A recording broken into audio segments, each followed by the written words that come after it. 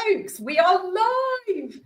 And after we had a hiatus for a month. I mean, I don't know whether you realise that, but there we go. I didn't know. No, did we? Okay. There we go. We did. We missed May, but then it was half term, so hey. But because we've been doing all of the men as allies thing as well, so you know we've been here. You know. Yeah, so that would have. Yeah, that's why. So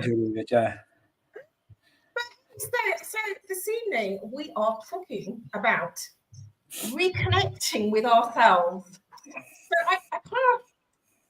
I know before we kind of came on, I was going to say on air, live, whatever you want to call it, we were talking about, you know, what do we actually mean by this? But I think, you know, I think is it Ralph Waldo Emerson, the quote that says, "To be yourself in a world that's trying to make you into something else, that is the greatest accomplishment," or something like that. Is that about right? And I think that sums it up quite well, because the world is trying to, you know, push us harder, move us faster. Success looks like something that's over there rather than what's over here, and we've always got to have more, and yet actually, so gradually we're moving further and further and further and further away from the very essence of who we are. And actually in that disconnect, like that's what lives stress and all the rest of it. So I think it's a huge topic, and we were just having a quick discussion as to whether this is going to be a two-parter, but watch this space. But I don't know what your thoughts are. Is it that simple, that it's just because of, you know, the world is pushing so hard? Well, I think there are many factors at play in it, and I guess the first thing we do have to talk about, if we're talking about reconnecting with yourself, is why we're disconnected from ourselves. And what I know about my life, Laura, my journey is I remember being a little one, and all I wanted to do was love everybody and everything as much as I could. That's all I wanted. And the world told me from a very early age, no, you can't do that, mate. Can't do that. For all sorts of reasons, because I was a boy, because, you know, all sorts of things. So ever since then, I have been gradually disconnecting from myself, right? Because I stopped trusting myself. I stopped trusting my gut feelings and my heart, because people kept telling me I was wrong. You can't follow that, mate. No, that's wrong. That's wrong. So I stopped trusting that. Then of course, we start creating the mind-made prison, the thought processes, our mind trying to keep us safe. Because as we've mentioned many a time on our chats, we are Stone Age in our wiring. We have Paleolithic emotions and nervous system, right? So our mind tries to keep us safe. And by doing that, we gradually build walls and thought processes and all these things that keep taking us away from who we are.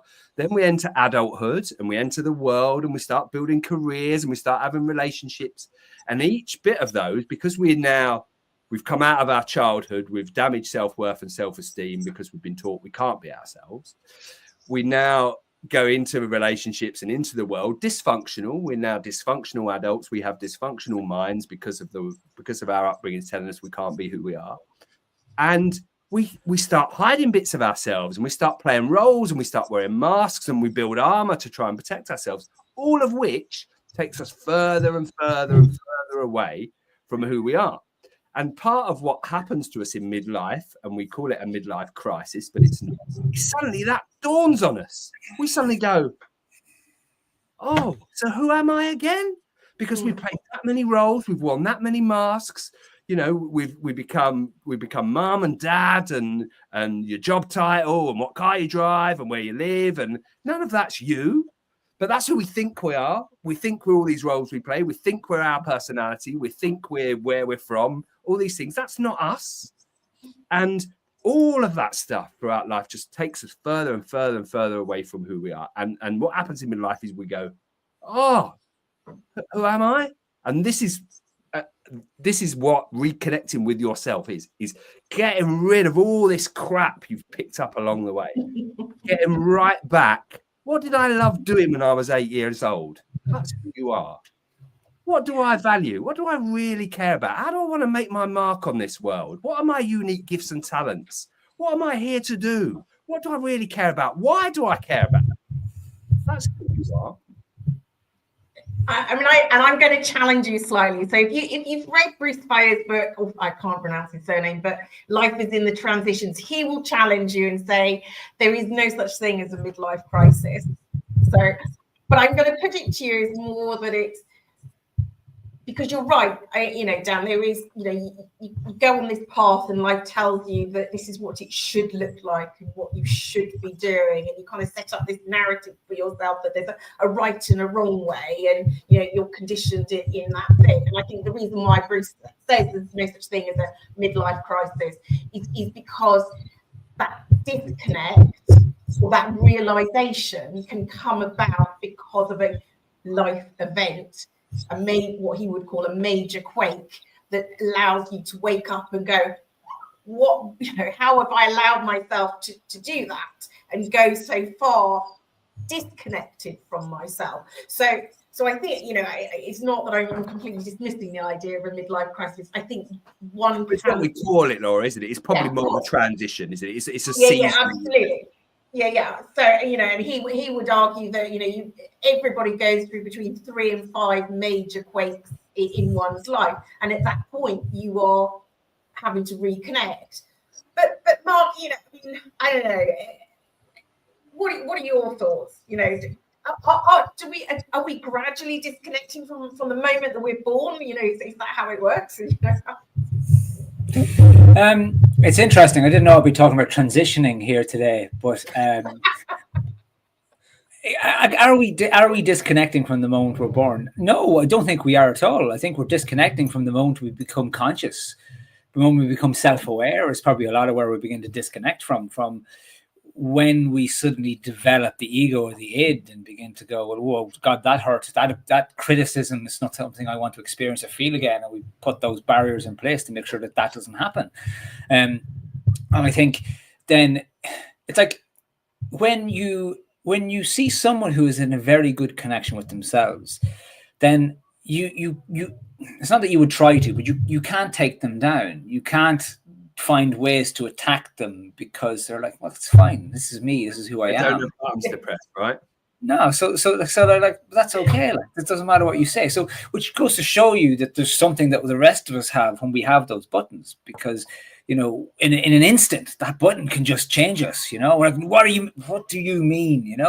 And when I was thinking of doing, if I had more time in the TEDx talk I did about the magic of being yourself, I was going to stand on stage and do this, like, and be right, who's coming at me, and give this idea then of just putting the hand on the shoulder and go, you know what? It's okay. Like, I got this, and letting the ego kind of go and letting it go its own way, because it's there to help us and it's there to defend us. Like, it's not like it's a bad thing only because of what we've made it do in its own way, but it's just protection. It's just a warrior there to defend us, and maybe in the wrong way.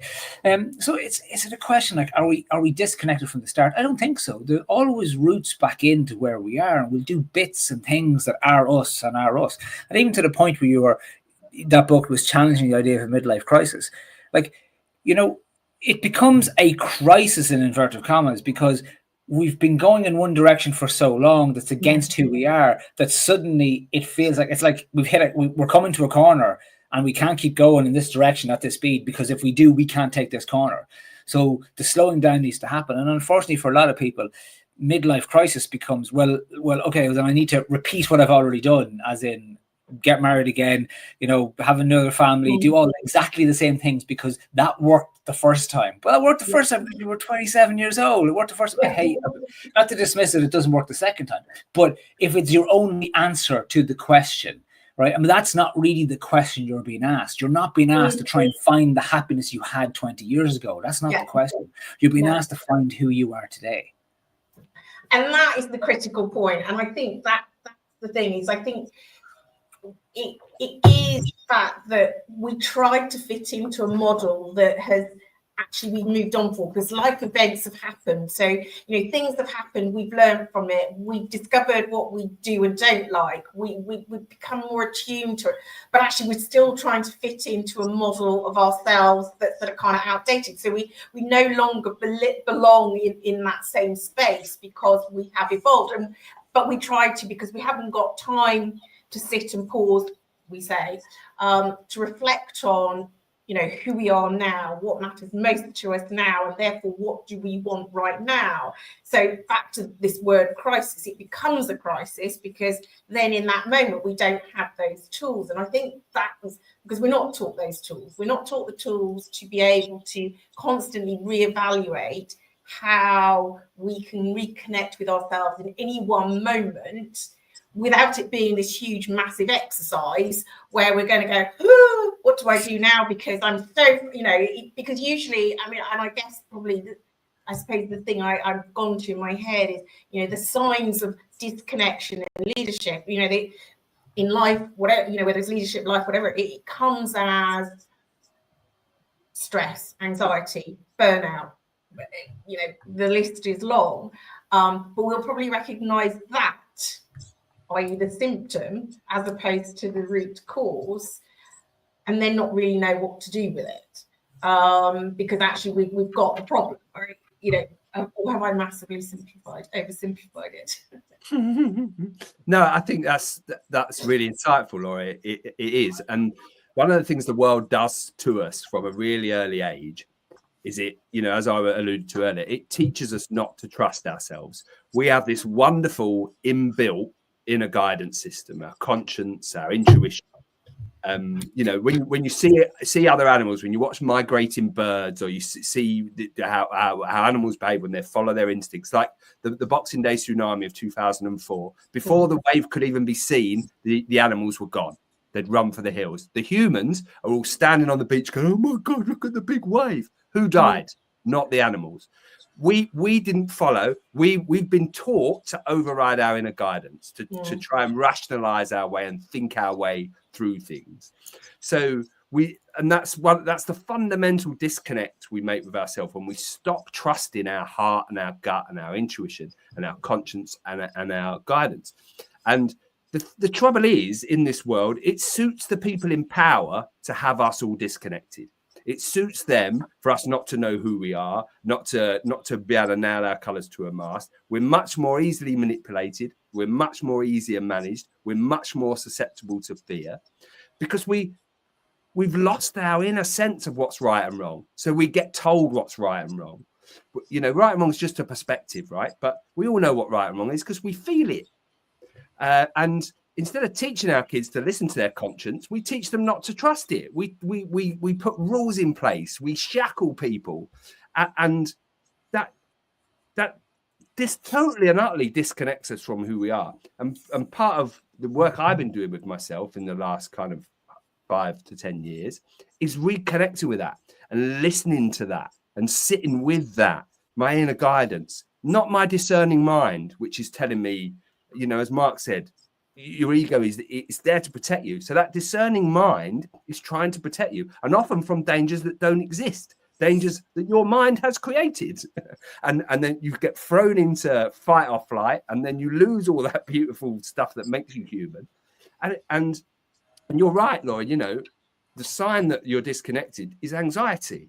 If you're chronically anxious, I was for about 10 years, constant feeling of dread in my solar plexus, you're disconnected from yourself. If you're depressed, you've got no get up and go, you've got no purpose, you've got nothing means anything or matters to you. You're disconnected from yourself.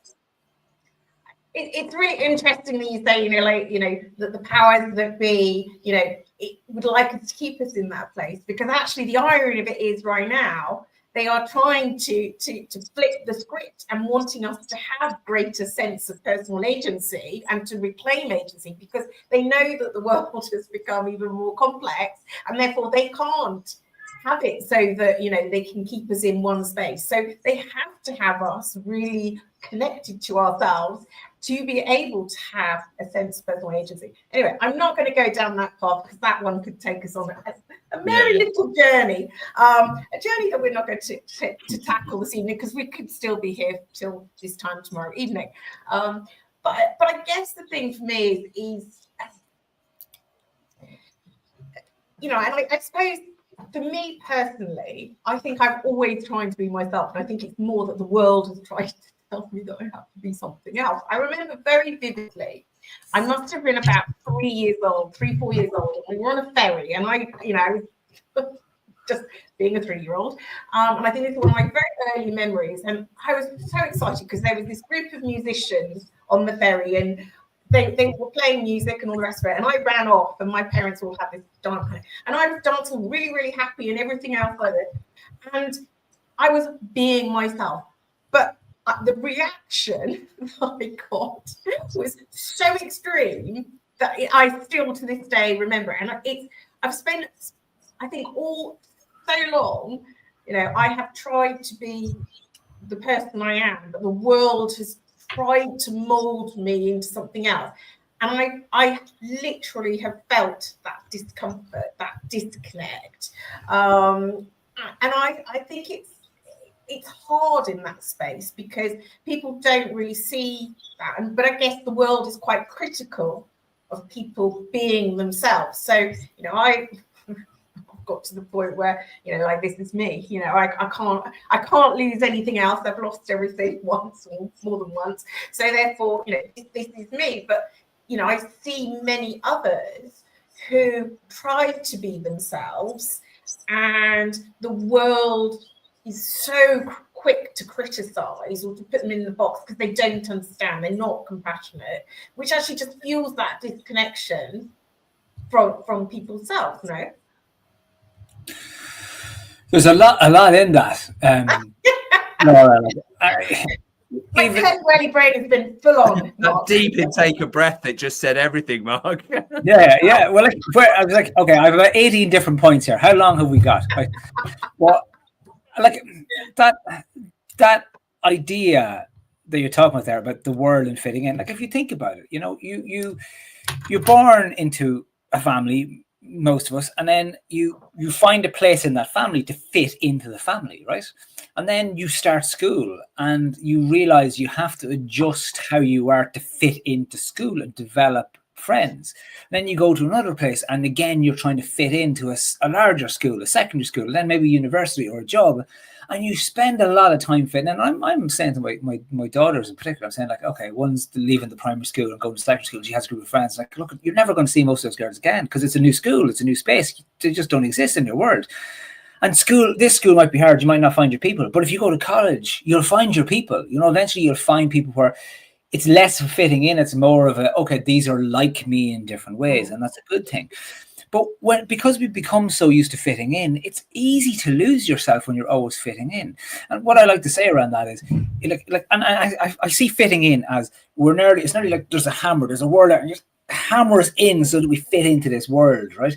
Instead of, let's take a step back and we build a world around us instead. We build a world that suits us.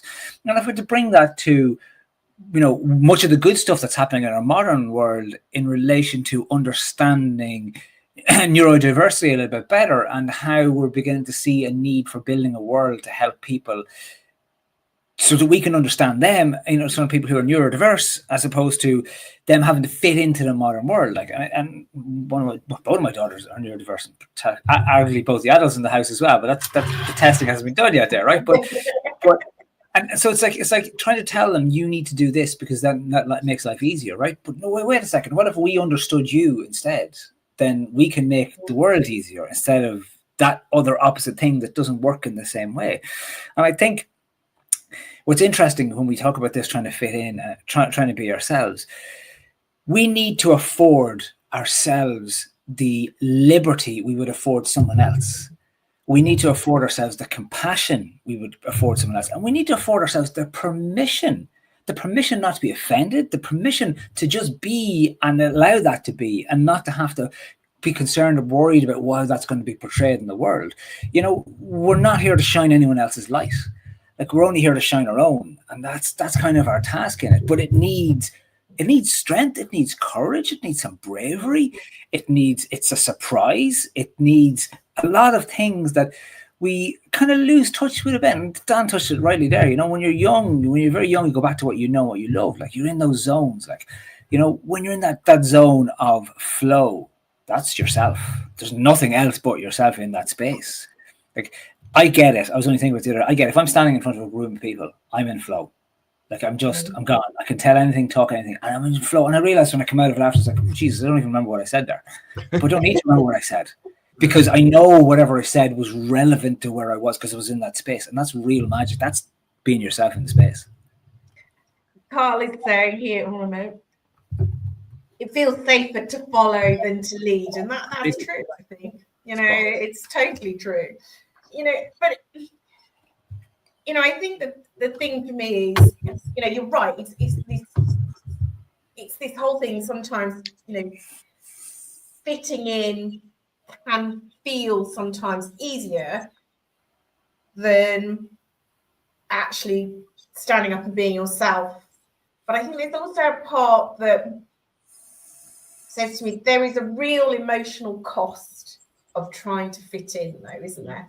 Mm-hmm. You know, and, you know, when you're in flow, I mean, the way you describe that, Mark, when you're on stage and you're fully in flow, you can't remember what you said because you're totally, you know, you get off the stage having done that, you know, you probably feel very different to when you're standing in trying to really, you know, have to really put yourself into a space.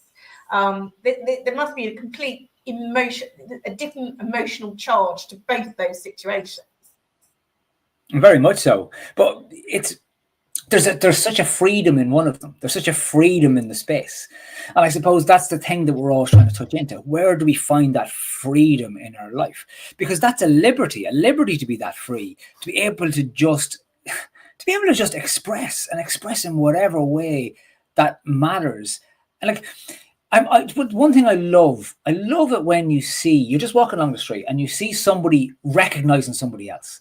And you know the way, like somebody walking, they might be head down or headphones are on and maybe they look a bit grumpy and then they get recognized and they turn and they smile and they get seen and they get recognized. And I think I'd love that for all of us, you know, to be recognized, to actually be seen for who we really are, because then we can all smile in that way and just be free in that space, because that's what we deserve. We deserve to be seen. And I think that's absolutely it. We all need to be seen just the way we are, you know, as opposed to how people want us to be. Or how we want to be seen. Or what we think we're expected to be seen. Yeah. and there is the truth in that, in what we're expected to be. I mean, you know, trying to live up to that expectation of what we're meant to be. Trust me, I tried many years and failed many years to try and live up to that expectation. Yeah, me too, yeah. And funnily enough, I failed miserably. I just made myself very, very ill instead, because I was never going to be an accountant. So needless to say, I shouldn't have even tried. I mean, you know, like, come on, I have a curly-whirly brain, you know, tick some boxes and whatever else. It's never going to be me. But, you know, when I guess the thing is, you know, when you go back to, you know, recognizing that disconnect, how do we recognize that disconnect, and how do we kind of in the moment return back to ourselves? I mean, I guess that's the big thing, is how in the moment do we recognize and catch ourselves that we're starting to drift? How you feel, that's how to do it. I got a really interesting message the other day from a CEO who I was conversing with, and he said to me, "It's not about how I feel, it's about getting the work done." And I said, "My friend, if it's not about how you feel, you are headed for disaster." Because you are not a human doing, you are a human being. And if you're not making any time for being, you're heading for illness, heart attack, divorce. And then where's your business going to be, my friend? Where's it going to be without you? It's not about getting things done. It's about how you feel. Now, how you feel is a very good clue. If you feel anxious, if you feel depressed, you have disconnected from yourself. If you feel at peace, if you feel happy and pure joy and bliss, that's who you are. That's being yourself. You know, what Mark talked about there, and I'm exactly the same. I come alive in front of a group of people and I talk from the heart. This thing shuts up. There's no self-editing going on. There's no worrying about how I'm going to be perceived. There's no performance. I'm just being me. The same when I play sport, when I cross the white line and I'm on a football field. I'm just being me. I'm not thinking about anything. I'm not worried about how I'm perceived. I'm not self-editing. I'm not being self-conscious. I'm just there. I'm in the moment and I'm being. So yeah, I'm going to go one stage further, Dan, to your point around it's just feelings or emotions. I'm also going to say it's also behaviours. We have to notice the behaviours. And that's exactly right. So that feeling, when we start feeling bad, lots of us try and push it away or ignore it or bury it down. Then we start looking for short-term gratification. And what also happens is, and this is what happened to me, when I built my suit of armor to protect me from the world and protect me from emotional hurt, to protect me from loss, I stopped feeling joy. So not only was I blocking out the bad feelings I didn't like, I was blocking out all the good stuff too. So, and when I stop feeling joy, I'm looking for pleasure because I want to feel good. We all want to feel good. We're all chasing ways of feeling. That's what we're doing. Every action we take is with a result in mind, and that result is a way of feeling. That's what we're all looking for, is ways of feeling. So if you're doing self-sabotaging type behavior, unhealthy type behavior that's putting pressure on you and your relationships and the people around you, harmful behavior, that's a good and sure sign that you need to reconnect with yourself. Now, you asked a question there, Laura. We said, how do you get back to yourself within the moment? First of all, there's a bit of soul searching that needs to be done. You need to turn your attention inwards. You need to start asking yourself some powerful questions. You need to start trying to understand what you really care about. And what tells you that is how you feel. What lights you up? What makes you passionate about? What puts you in that space of flow that Mark talked about there, where you can just talk and you're not self-conscious, you're not self-edited. They're really big clues as to who you are. So in the moment, we need to learn to be able to regulate our emotions and our nervous system, because both those things will take us away in the moment from who we are. Mark talked about earlier, you can recognize someone who's connected with themselves because you can't trigger them. So if you're being triggered, there's a clue. Pull on the thread. Why is that triggering me? Because there'll be some sort of trauma, something that needs your attention, something that needs healing.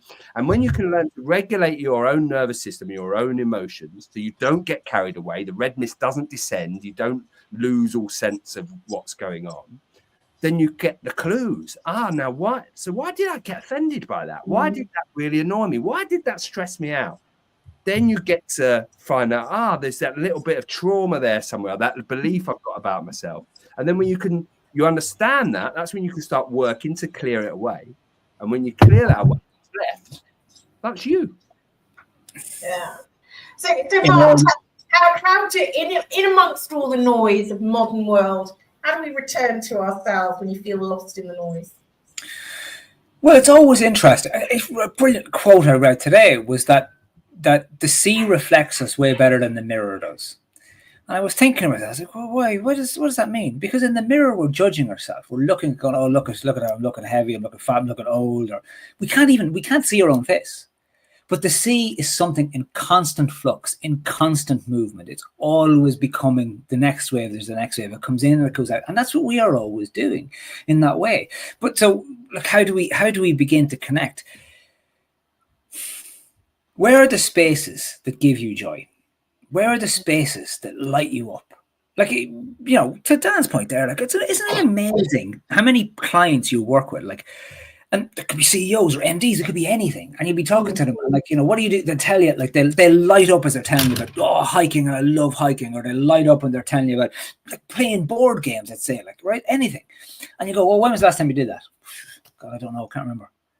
Hold on, like, wait, but what do you mean you can't remember the last time you did the thing that lit you up? You lit up talking about it. So what are those things? Where do you bring those back into life? But I think too, because our world is so busy, we sometimes need to stop and pause. And if Carol will permit, a very quick story on a great story about these guys traveling across a jungle. And this guy, he had to get through this jungle, right through to the other side of this country. It was in Africa, to get a boat to leave within he had 4 days to get this boat, and it took about 3 days to get through the jungle. And after 2 days, the guys were 2/3 of the way through the jungle. They were flying, with no bother at all. Like, and then they sat down, and I was like, okay, fair enough. You need to sit down. You need to take a rest. These were all the guys he'd hired to bring all his equipment and everything. And but 4 hours later, still not moved. 6 hours later, no movement. whole day, no moving. Your mom was getting frantic. He's like, "What? We gotta move. We gotta move." And the guy goes, "We can't move. We have to let our souls catch up." And I think for us, there's a part of that in our modern life. Like, we're not letting ourselves catch up with ourselves. So where do we reconnect? Do we get out into a forest? Do we get up to a mountain? Nature can reflect us back to ourselves in the most loveliest ways. You can have thoughts and you can see and realize things about yourself walking along in the silence of the mountain, because you meet yourself in those spaces. You don't meet yourself in the modern world because we're always distracted. Like that line about you can't, most of humanity's problems comes because we can't spend time alone in our room. We can argue, we can, but we have our phone in our hand. We're not alone. We're nothing but alone. So where do we meet ourselves in those spaces? That's how we begin to connect. Those spaces we meet ourselves, whether that's in joy, whether that's in movement, whether that's in nature. What is it that we meet ourselves? So true. Now I'm conscious of time because Dan's screwed up his diary basically. But so, I know, harsh. Luckily, Laura, I'm comfortable in my own skin, so you can't trigger me. I'm so glad that you are, Dan. I'm so glad you are. So tell me, to close, for one invitation for anyone feeling disconnected right now, what would you say to them? Yeah, I mean, Mark nailed it there. It's slow down, take a pause, take some time off. Even just a day or two. Go for a walk on the beach. Think about, what did you love doing as a child? Because that's who you are. That's what lights you up. Go and do that. Just for 5 minutes, just for 10 minutes, whatever that was, what you used to like doing. That's a real big clue before the world really got to you. But yeah, you've got to slow down. Put the phone away for just half a day. Stop answering emails, text messages, all that distracting stuff that uses up all our mental energy and our attention and our capacity. Shut all the noise down for a bit. Be brave enough to be with yourself, to look at yourself, warts and all, because it's all okay. It is all okay. Drop the shame, the guilt, the judgment, everything else, the rationalizing, the assumptions, the second guessing, and just be with yourself. Even if that's with other people, be with yourself, but with others. Oh, what was that? From the outside. It felt like it was a fire alarm there, and actually the building. And that's, I think that's the key, Laura, and because we don't do that in the modern world. We're always doing. There's always something to do. There's never going to be a time when there's not something to do, right? So just cultivate that bit of space, even if it's just 5-10 minutes a day. And I'm going to have to go. I've just had a message from my wife going, I thought you were finished at 7. So it's lovely to see everybody. I'll catch up with you guys soon. See you soon, bye. So, Mark, go on. Let's close with your final thoughts. And Carl is asking, where are those monks? I mean, I would suggest that the monks are probably slowing down, and the monks are busy in a space of contemplation. They are experiencing awe, and maybe that's another way we do these kind of things, Laura, is to reconnect. We can connect to ourselves by actually seeing the world around us for a change. Awe is a lovely thing. Curiosity is a lovely thing. To spend a couple of seconds looking and studying and observing these things. We've all seen small kids and the way they interact with the world in the most marvelous ways. We have a puppy. Everything is interesting to the puppy. Every single thing, And I watch him. I have to bring her for a walk most mornings because kids don't get up early. And I just watch her chase smells that I can't sense or see in the world. And she's chasing them, and you can watch the different things that her nostril go. She's so in that moment, being in that space and enjoying it for what it is. She doesn't have any questions. Like a cat doesn't have an existential crisis as to whether it's a cat or not. It doesn't. It just cats. That's what it does. And there's a bit more of that getting closer to that for us. Like, what is it, the being of the human as opposed to the doing of the human? No, and I think that's so true. I think we get so lost to the noise. We lose the sense of the moment and the preciousness of the moment and the detail of literally what is in that minutiae. And I think that's, when we can come back to that. And I think that there's another part that kind of springs to mind is, actually what if reconnection isn't because we're reconnecting with something out there, it's because we're reconnecting with whatever's within us, that joy. And we've talked about the joy. I mean, I know very intimately that I want to feel alive, and I will go out and seek those things to feel alive. Carl's very happy that we've talked and that the monks are contemplating. So to close, what would you like to share as a final thought to the world, Mark, apart from monks contemplating? I think in a simple way, we don't owe anyone anything apart from what we owe to ourselves. We owe to ourselves the possibility to be free, the possibility to just be, to allow. I find it so interesting that for so many of us, we put these rules and requirements on ourselves to do certain things in certain ways. And like when we peel everything back, you know, we consider too many things. We give importance to too many things that aren't important and don't give enough importance to what really is. You know, and that's a really good and healthy place to start. What's really important in our lives? There is the cat. What do you have to just appear with cat faces, Mark? I mean, well, another evening passes where monks and cats materialize, but yes, thank you again. Until next month, when we might continue this conversation a little bit further. Have a wonderful evening, one and all. Thanks all.